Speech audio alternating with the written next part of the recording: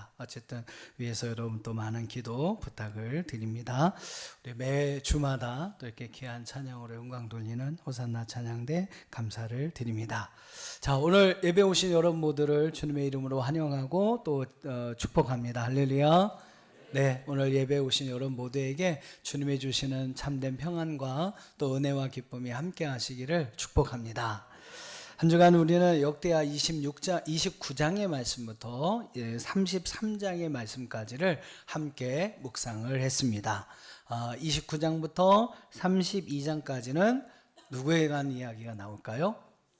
히스기야 왕에 관한 이야기가 나오고, 오늘 여러분이 함께 읽으신 말씀은 므낫세 왕에 관한 이야기가 나옵니다. 바로 히스기야의 아들이죠. 히스기야의 아들 므낫세 왕에 관한 이야기가 나옵니다. 한 주간 우리는 히스기야와 므낫세 왕에 관한 그러한 이야기를 함께 나누었어요.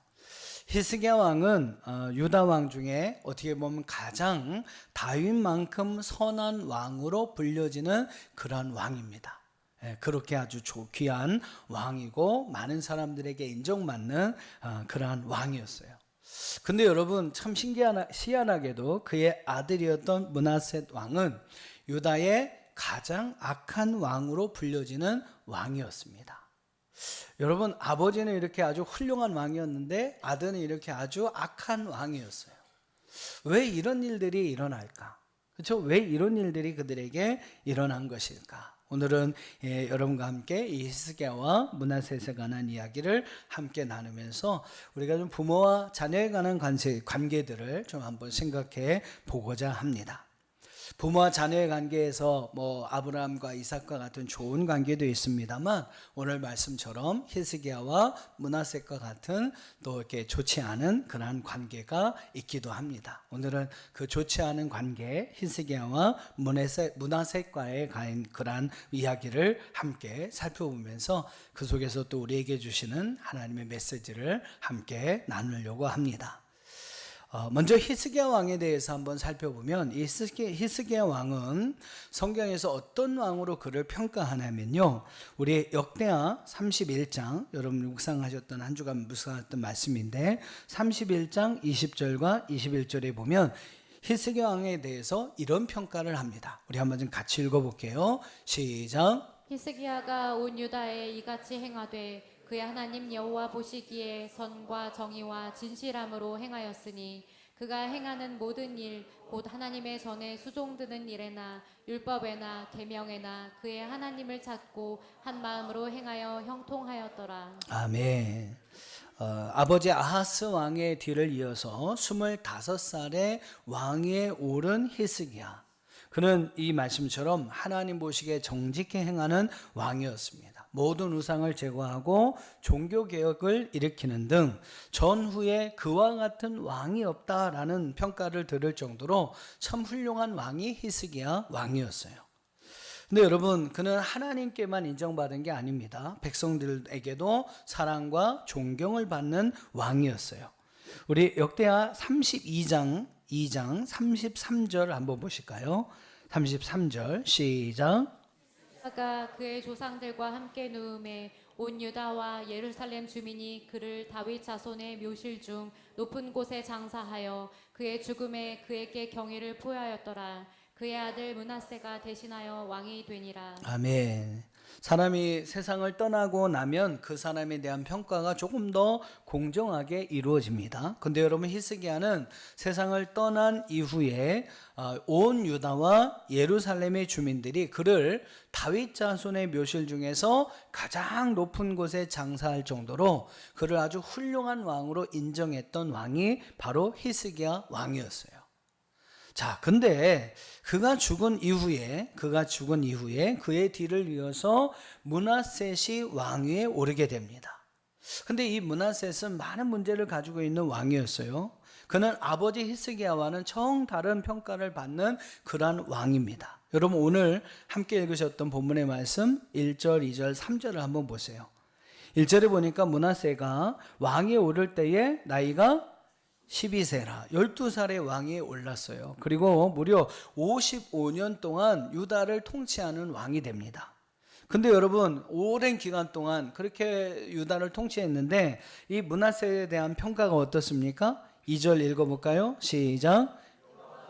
악을 행하여 여호와께서 이스라엘 자손 앞에서 쫓아내신 이방 사람들의 가증한 일을 본받아 3절까지요. 그의 아버지 히스기야가 헐어버린 산당을 다시 세우며 바알들을 위하여 제단을 쌓으며 아세라 목상을 만들며 하늘의 모든 1월 성신을 경배하여 섬기며 예, 뭐 이후의 말씀에도 보면 참 하나님 앞에는 해서는 안 될 그런 안 좋은 일들을 이 므낫셋이 다 합니다. 예. 그래서 그는 하나님 앞에서 악을 행한 왕으로서 악한 왕이라고 인정을 받게 되죠. 아버지가 헐어버린 우상들을 다시 만들고 이방 신들을 섬기는 신당들을 다시 쌓고 백성들로 하여금 하나님보다는 그런 우상들을 섬기도록 만들었던 왕이 바로 이 므낫셋 왕이었습니다.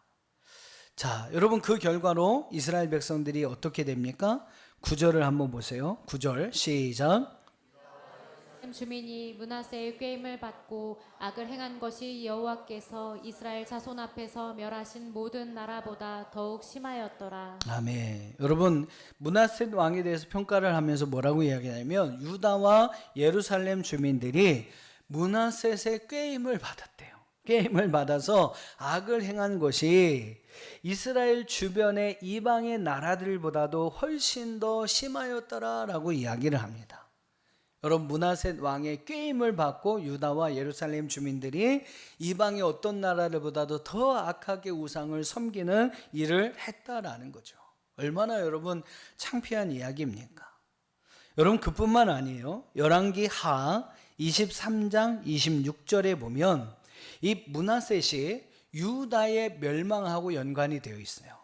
이후에 여러분 남유다가 바벨론에 의해서 멸망을 당하게 되는데 이 멸망을 당한 이유에 대해서 열왕기하 23장 26절은 이렇게 이야기를 합니다. 화면 보면서 같이 읽어볼게요. 시작. 그러나 여호와께서 유다를 향하여 내리신 그 크게 타오르는 진노를 돌이키지 아니하셨으니 이는 므낫세가 여호와를 경노하게 한 그 모든 경노 때문이라.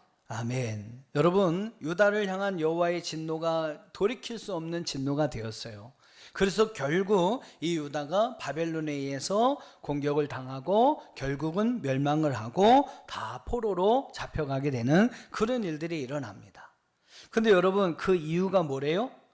26절에 보면 이는 므낫세가 여호와를 경노하게 한 그 모든 경노 때문이다 라고 이야기를 합니다. 유다가 멸망한 이유도 누구 때문이래요? 므낫세 때문에 멸망했다. 하나님을 경노하게 만들었기 때문이다 라고 이야기를 합니다. 여러분 얼마나 창피한 이야기죠. 좋은 얘기는 하나도 없어요. 므낫세에 대한 좋은 얘기 하나도 없고 이스라엘을 멸망시키는데 원인이 되온 것도 므낫세시고 또 백성들을 주변의 이방 나라들보다도 더욱더 악하게 만든 왕이 바로 이 므낫세였다라고 이야기를 합니다.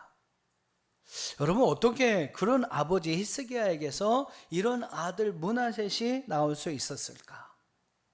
근데 여러분 므낫셋이 그렇게 될 수밖에 없었던 그 배우가 있었어요.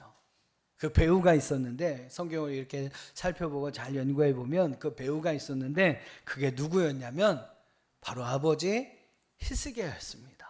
히스기야였어요. 아니 목사님 이게 무슨 말씀입니까? 그죠? 그토록 믿음이 좋다고 히스기야 왕에서 이야기를 하시더니 왜 그 히스기야 때문에 므낫셋이 잘못됐다고 이야기를 하시는 겁니까? 여러분 이렇게 반문하실지 모르겠습니다만 저는 자녀 교육에 실패한 히스기야 책임이 분명히 있다고 말씀을 드리고 싶습니다. 물론 여러분 성경에는 히스기야가 므낫셋을 잘못했다, 잘못 가르쳤다라는 언급은 없습니다. 근데 히스기야 왕의 삶을 살펴보면 특별히 그가 병에서 다시 고침을 받고 회복되어진 15년 동안 그 생명을 연장받은 그 기간 동안에 있었던 히스기야의 모습을 연구해 보면 우리는 세 가지 정도 이유를 발견하게 돼요. 그리고 그 세 가지 이유가 결국 므낫셋에게 영향을 줘서 그를 유다의 최고로 악한 왕으로 만들었다라는 겁니다. 자, 어떤 영향을 줘서 이 므낫셋이 그런 왕이 될 수밖에 없었을까? 자, 첫 번째로 히스기야 왕은 가정의 일을 소홀히 여겼습니다. 가정을 돌보는 일을 소홀히 했어요. 히스기야는 나라의 일은 중요하게 여겨서 그 일을 잘 감당을 했던 반면 가정의 일은 소홀히 여겼습니다. 보통 역사적으로나 성경적으로 보면 바깥 일을 위대하게 잘 행한 사람들이 참 아쉽지만 아내의 일, 가정의 일은 많은 면에서 실패하는 것을 보게 됩니다. 자, 이 히스기야 왕은 25의 젊은 나이에 유다의 왕으로 오릅니다. 근데 그때 올랐을 때의 유다의 정세는 정말로 너무나 급격하게 돌아가고 있었어요. 서쪽에는 블레셋이라는 나라가 계속 유다를 침공하려고 호시탐탐 노리고 있습니다. 그리고 북쪽에는 이미 북이스라엘을 멸망시킨 강대국 아수르가 계속해서 유다를 공격하려고 시도하고 있어요. 아수르의 왕인 사네립은 이 유다를 계속 공격하기 위해서 여러 가지 위협을 줍니다. 아수르의 사네립 왕은 이 유다를 이제 공격하기 위해서 그들에게 은 300달란트와 금 30달란트를 요구합니다. 그래서 그거 안 주면 쳐들어가겠다 하는 거죠. 히스기야가 어떡합니까? 힘이 없으니까. 그래서 그는 아무 말도 못하고 왕궁 곳간에 있는 모든 은과 금, 심지어 성전 기둥에 붙어있는 금까지를 다 벗겨내서 아수르 왕 사네립에게 보냅니다. 은 300달란트, 금 30달란트를 보냅니다. 그러면서 여러분 1차 문제는 그들의 침공을 막아서긴 해요. 근데 그것으로 끝나지 않죠. 또다시 아수르가 위협을 합니다. 이제는 더 아무것도 내어줄 수도 없는 거예요. 그제서야 여러분 히스기야가 어떻게 하죠? 그 사신에게로부터 받은 아수르 왕의 편지를 가지고 여호와의 전에 올라가서 눈물로 하나님 앞에 기도합니다. 여러분 아무런 힘이 없어서 다 조공을 바쳐야 했던 여러분 유다가요, 히스기야가 하나님 앞에 모든 문제를 맡기고 눈물로 기도했을 때 하나님께서 그 아수르의 손에서 이스라엘을, 유다를 구원하여 주셨습니다. 기도의 능력이 있습니다. 할렐루야. 여러분 인간의 힘으로 해결할 수 없는 문제지만 기도하면 하나님께서 해결하십니다. 인간의 힘으로는 못하지만 하나님께 맡기고 하나님께서 하실 수 있도록 기도하면요 하나님께서 하십니다. 그래서 여러분 인간이 할 수 없는 일들이 하나님 때문에 할 수 있는 일들이 일어나게 돼요. 1차 아수르의 침입은 할 수 없어서 조공을 다 줬습니다만 2차 침입은요, 히스기야 왕이 그 편지를 가지고 하나님 전에 올라가서 막 눈물로 호소하며 기도하니까 하나님이 도와주셔서 그 문제를 해결할 수 있게 하셨습니다. 그렇게 여러분 북쪽에서는 계속해서 남유다를 공격하기 위해서 기회를 엿보고 있고, 또 오른쪽에는요 이 바벨론이라는 신흥 강대국이 등장을 합니다. 그러면서 자신들의 영토를 넓히기 위해서 계속 호시탐탐 유다를 노리고 있는 그런 상황이 있었어요. 여러분 다 막혀 있는 거예요. 북쪽은 아수르, 오른쪽은 바벨론, 왼쪽은 블레셋. 지금 사면초가 가운데 있는 것이 유다의 상황이었습니다. 그러니 여러분 어떻게 합니까? 그 나라를 다스리는 히스기야 왕은 그 일에 매달릴 수밖에 없는 거예요. 국가의 일에 매진할 수밖에 없는 겁니다. 가정일이나 가정사나 개인사를 엄두도 못 낼 정도로 그렇게 급박한 정세가 돌아오는 거죠. 그러다 보니 가정의 일, 또 자녀들의 일은 소홀히 해줄 수밖에 없었습니다. 물론 우리는 히스기야가 처한 당신의 상황을 이해합니다. 한 나라를 이끄는 왕이잖아요. 그죠? 수많은 백성들의 목숨을 지켜야 하는 왕이잖아요. 그래서 어떻게 보면 그렇게 할 수밖에 없었을지 모릅니다. 근데 여러분 문제는 그러다 보니까 그 가정을 돌보고 자녀들을 돌보는 일을 소홀히 할 수밖에 없었고, 그러다 보니까 어떻게 돼요? 바로 이 므낫셀이라는 악한 왕이 유다에 등극하게 되고 결국 그 유다가 멸망할 수밖에 없는 일이 일어나게 되었다는 것입니다. 여러분 히스기야는 급박한 국제 정세 속에서 나라 일만 감당하느냐고 가정의 일을 감당하지 못했어요. 결국 가정에 소홀하고 자녀들에게 소홀했을 때 결국 그 영향이 므낫셀이라는 아들에게 미치게 되었던 것입니다.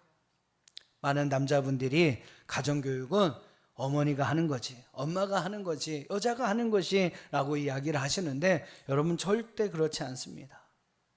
교육학자들의 말을 빌리면 이 자녀들의 사회성과 사람들과의 친밀감은 아버지로부터 배운다고 이야기를 합니다. 여러분, 아기가 태어나면 그 어머니 품속에서 자라나게 되잖아요. 그래서 아이들은 절대로 어머니를 타인으로 여기지 않는다고 해요. 그냥 자기의 몸의 일부분처럼 인식하면서 자랍니다. 워낙 어려서부터 그 어머니 품속에서 자라났기 때문이죠. 그러니까 아이에게 있어서 엄마는 다른 사람이 아니에요. 자기 몸의 일부분입니다. 아이에게 있어서 최초의 사회적 관계는 바로 아버지입니다. 처음 사회적인 관계는 아버지입니다. 최초의 사회적인 관계인 아버지와의 관계에서 여러분 그 관계가 완만하지 못하고 그 관계 형성이 제대로 이루어지지 못하면 이 아이는 살아가는 과정 속에서 사회적인 관계를 형성하는 일이 어려움을 겪을 수밖에 없다라는 거예요. 그리고 그 사회적인 관계 속에서 친밀감을 갖지 못하게 된다라는 것입니다. 어머니의 품 안의 교육도 중요하지만 여러분 아버지와의 관계 맺는 맺게 되는 관계도 자녀 교육에 있어서 정말로 중요한 부분이라는 겁니다. 여러분 그 관계에서 성공해야 나중에 이 아이들이 사회에 나가서 다른 이들과의 사회적인 관계를 형성하는데 어려움을 겪지 않게 된다는 겁니다. 어머니만 하는 게 절대 아니라는 거죠. 어머니만큼 중요한 것이 아버지의 역할입니다. 그런 의미에서 아마 다윗도 그랬을 것 같고요. 이 히스기야도 마찬가지고 왕으로서 여러 가지 직무를 감당하다 보니 분주하고 바쁘다 보니 아버지로서 감당할 책임을 감당하지 못해서 결국 그 자녀 교육에 실패할 수밖에 없었던 겁니다. 그래서 여러분 므낫셀이라는 아들이 나올 수밖에 없었던 거예요. 우리 아버님들 잘 들으십시오. 우리는 직장이나 사업이나 사회 속에서의 관계도 정말 열심히 잘 감당해야 하지만 가정의 일도 정말로 소중하게 여기며 그 일을 잘 감당해야 함을 여러분 기억하시길 바랍니다. 우리는 사회에서 우리에게 맡겨진 일에 소홀함이 없어야 합니다만 아빠로서 가정에서 여러분에게 맡겨진 일에도 절대로 소홀히 여겨서는 안 된다는 사실이죠. 그 일을 여러분 제대로 잘 감당할 때 여러분 선한 영향력이 여러분의 자녀들에게 미쳐지게 되는 줄 믿습니다. 자, 두 번째로 히스기야가 그런 문화셋을 만들 수밖에 없었던 두 번째 이유는 제대로 가르치지 못했다라는 거예요. 히스기야는 자녀 므낫셋을 제대로 가르치지 못했습니다. 여러분 제대로 가르친다라는 의미는 여러 가지 의미를 포함하고 있어요. 디모데후서 3장 16절은 성경의 유익을 우리에게 이렇게 이야기하고 있습니다. 디모데후서 3장 16절 같이 읽어볼게요. 시작. 모든 성경은 하나님의 감동으로 된 것으로 교훈과 책망과 바르게 함과 의로 교육하기에 유익하니. 아멘. 여러분 성경이 왜 우리에게 유익한가? 그 성경은 네 가지의 네 가지의 영향력을 가지고 있기 때문에 그 성경 교육에 성경이 우리에게 유익하다라고 이야기합니다. 그 네 가지가 뭡니까? 교훈과 책망과 바르게 함과 의로 교육하기에 유익하다. 이게 여러분 바로 성경이라는 거예요. 이게 성경의 유익입니다. 이것이 있기 때문에 여러분 성경은 가르치는데 유익을 주는 좋은 교훈이 된다, 좋은 도구가 된다라고 이야기를 합니다. 근데 여러분 자녀 교육도 마찬가지예요. 자녀를 잘 가르치는 데 있어서 필요한 것은 그 가르침에 교훈과 책망과 바르게 함과 의로 교육함이 있어야 합니다. 성경적인 자녀 교육이 필요하다라는 거예요. 여러분 자녀를 막 그냥 금이야 음이야 과잉보호하면서 그냥 자녀들이 원하는 거 다 해주고 모든 것이 부족함이 없이 필요한 거 다 공급해주고 자녀가 잘못하는 것도 그냥 덮어주고 여러분 그렇게 하는 것이 자녀 교육을 잘하는 것이 아니다라는 겁니다. 부모의 교훈, 책망, 바르게 함과 의로 교육함이 있어야 진정한 좋은 자녀 교육이 될 수 있다. 자녀를 바르게 제대로 가르칠 수 있다라는 것입니다. 그런데 여러분 추측해 보건대 히스기야의 자녀 교육에는 이런 요소들이 빠져 있었을 거예요. 그 이유가 뭐냐면 여러분 한번 생각해 보세요. 히스기야는 25살에 왕이 됩니다. 그리고 14년 동안 유다를 통치하다가 어느 날 병에 걸립니다. 이사야 선지자가 갑자기 찾아오더니 왕이요 여호와의 말씀에 당신은 더 이상 살지 못하고 죽을 것입니다. 그때 나이가 39살이에요. 정말 이제 가장 창창하게 큰 일을 감당해야 할 바로 그때에 사형 선고를 받은 겁니다. 히스기야는 어떻게 합니까? 이제 죽는 거예요. 어떻게 합니까? 사내림과의 어떤 그 전쟁에서 그가 경험한 거 있죠? 하나님 앞에 기도하는 겁니다.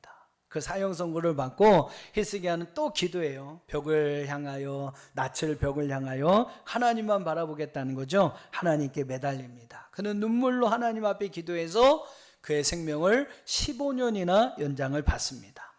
히스기야가 15년을 더 살게 돼요. 자, 근데 15년 연장을 받고 난 후 3년이 지납니다.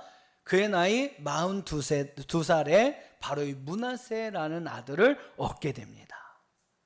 죽을 뻔했다가 다시 살았어요. 근데 여러분 거기다가 아들까지 얻습니다. 여러분 히스기야에게 이 므낫셋은 정말로 눈에 넣어도 안 아플 만한 그런 아들이었다는 거예요.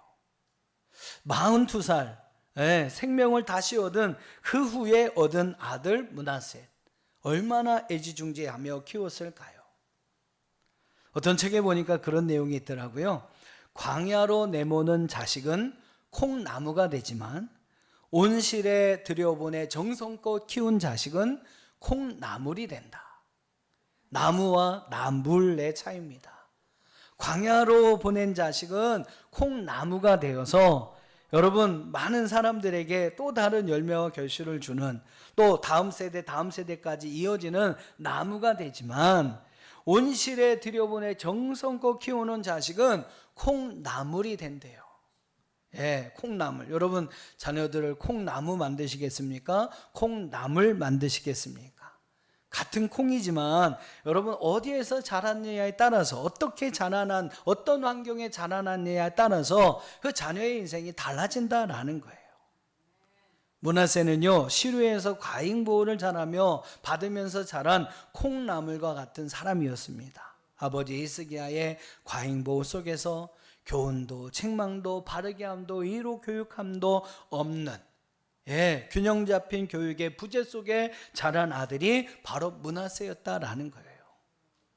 잠언 29장 15절은 우리에게 자녀들을 교육할 때 좋은 교훈을 우리에게 주는데 한번 같이 읽어볼까요? 잠언 29장 15절입니다. 시작. 채찍과 꾸지람이 지혜를 주거늘 임의로 행하게 버려둔 자식은 어미를 욕되게 하느니라.